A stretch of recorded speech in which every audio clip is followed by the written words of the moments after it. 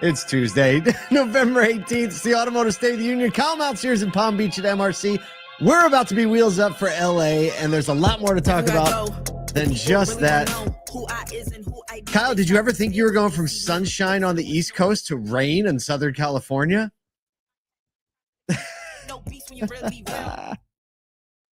I don't know.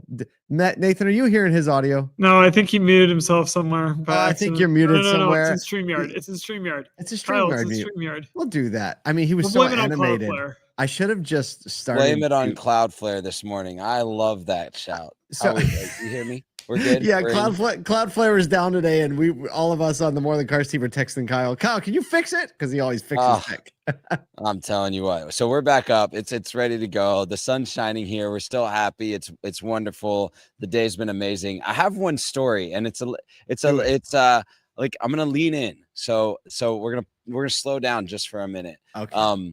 So a couple years ago, I met a really an incredible person named Marla, and she has a now 15-year-old daughter that I won't go through the whole story, but had cancer, had to have 2 hips replaced, was fighting for her life for 3 years essentially, and the majority of this MRC and PASH community knew about the story, and we found out, a bunch of us found out this last week, that she's fully in remission. She went to her high school homecoming recently.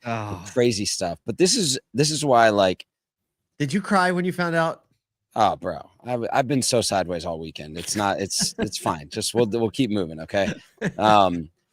But the thing that really got me, and I think that, like, we have to remember that this is the industry that we're a part of. Brian and a couple other people got together, said, "Hey, we're gonna do a GoFundMe."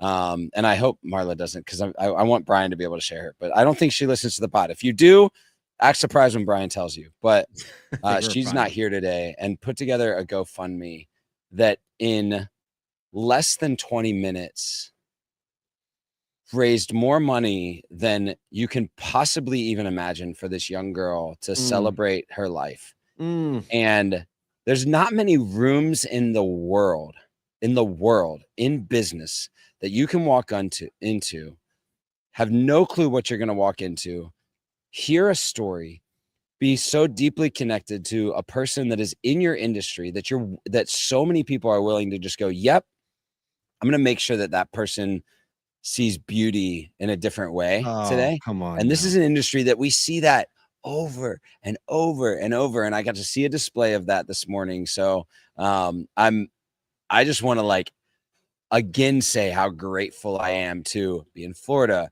go to LA, meet with dealers, meet with industry partners, share this great industry, and share it with hopefully more people that have never heard of the greatness that's inside. And so if you can encourage someone else with that story today, I hope you will. Do it. I mean, our mission, our vision here at More Than Cars is to how do we make retail auto industry an industry that people fight to join. This is another example of why they should want to, and these stories like this keep coming out. But here's the deal. You can't do all the things that he did unless you're making money. That's right. Right. There's got to be money. There's got to be money to give.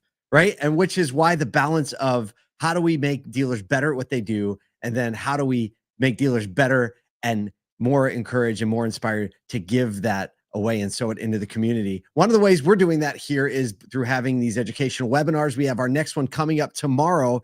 It is optimizing profitability across multiple acquisition channels. Huge topic of conversation, all eyes on used cars. We're going to have, this is what our friends at vAuto, Derek Hansen, and also Drew Hall, the used car director at the Cloninger Auto Group. We're going to talk about how to maximize that across channels, actually in practice, right? Derek has a high purview on the data and what dealers all over are doing. Derek is the one saying, I'm sorry, not Derek. Drew is the one saying, this is what I'm actually doing. So you can get this by going to ASOTU.com, ASOTU.com. Sign up for the webinar right now. Share it with your friends that you want to get better with so we can make that money. So then we can sow it back into the community. And the thing just keeps going around and around. Like Kyle said, we're on our way to LA. Kyle's going right from there. Nathan's wheels up in a few minutes here, probably. Spencer and I are hitting out there tomorrow. Al might be out there already. The whole crew. LA Auto Show. We're the day before the show starts. Automobility LA. You can get a discounted ticket. Come by if you're in the area. Please, this is our first West Coast activation. We have a few surprises. I know the weather isn't what you're used to if you live on the West Coast, but guess what? In the rest of the country, people actually go out and really enjoy it. So we do it. Yes. Possible. You can go to laautoshow.com/me, M-E, laautoshow.com/me. You can see everything that's going on there. Talk about some news. Let's get into it. Ford leveraging Amazon's massive consumer reach, partnering with the e-commerce giant to allow now franchise dealers to sell their certified pre-owned vehicles directly through Amazon. Big news dropped yesterday. Customers can find financing, secure financing, complete the initial paperwork online, which basically streamlines the steps as they get to the dealership. The dealership still remains the seller of record, ensuring they handle all the final transaction and can handhold people as they want to be. Ford's going to evaluate the results of the CPO only before considering expanding new vehicle sales onto the platform. The program's already live in Dallas, Seattle, and LA with over 164 dealers already engaging. Ford executive Robert Kappel emphasized the strategic balance, saying, quote, delivering the best of both worlds, combining Amazon's convenience with the essential dealer relationship. Anybody talking about this there at MRC?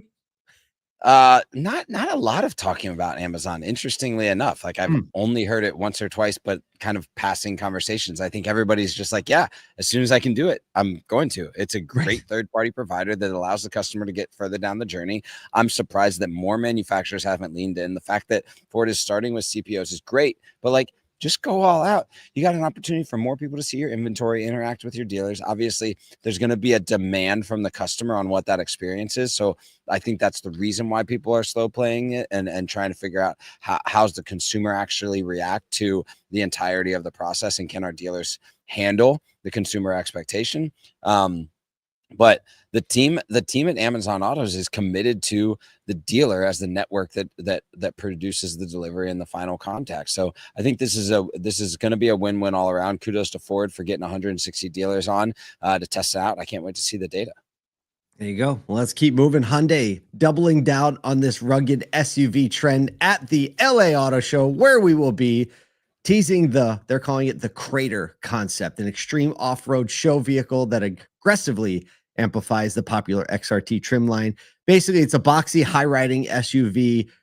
I mean, if you look at these, do we have any images of? We have no sample images today. We don't have the pictures up right now, but just search it, Hyundai Crater, and we're gonna be there. The wheels are massive. It looks like a moon rover. It looks like something out of a video game, in my opinion. It does. Yeah. It looks like it came out of Halo. Basically, they're going to officially reveal the concept during a live stream press conference at the show this Thursday, November 20th. We'll see if we can get there. You know, there's a lot going on. So maybe we can, maybe we can't, but the world is going to see it on the 20th. And we have a link in the show notes if you really want to see it and don't want to search it. I just love this drive back to like the rugged, like deep, like gritty vehicle. I think it's so much fun. And the fact that they all look like they came out of video games from 2008 is just super fun for the generation that has the funds to buy these cars right now. Also Kia too, right? Like Kia's like Hyundai are kind of like Pro. Mm-hmm. Yeah, they're not like, you wouldn't expect this from them.